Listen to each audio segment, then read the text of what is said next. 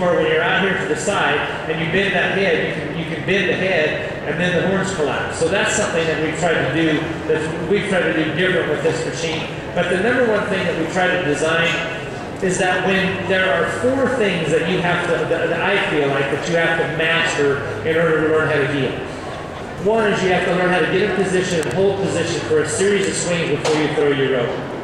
Because when you're trying to learn how to heal, there's so many things that are coming at you that you don't have time to just throw as soon as you get there. And most people, when they heal and you're a low number healer, that's what you do. As soon as the distance is correct, you throw.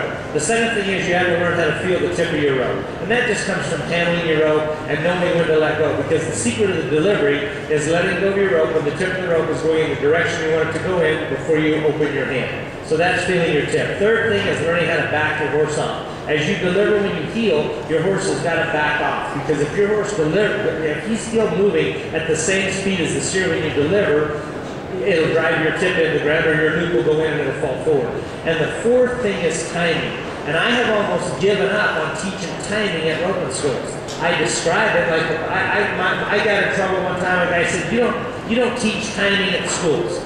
Well, I've decided to teach all you people timing today. You ready? When the steer's front feet are all the way forward and his hind feet are all the way back, when his hind feet start to come forward, throw your rope.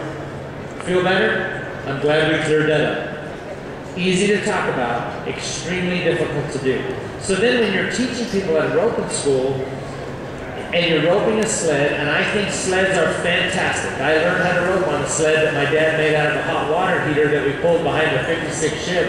That's how I learned how to rope, because we didn't have any steers, and I learned how to rope by following a sled around. But is there things that could be more advantageous on a sled? Yes, and when you try to heel a steer, and they're in that position, you cannot catch them. And what we've done is we've designed a sled that has front legs on it. Because if a sled, what we found out is that if those front legs aren't in the way, it'd be like roping a steer that didn't have front legs. You would never miss. You'd catch them every time.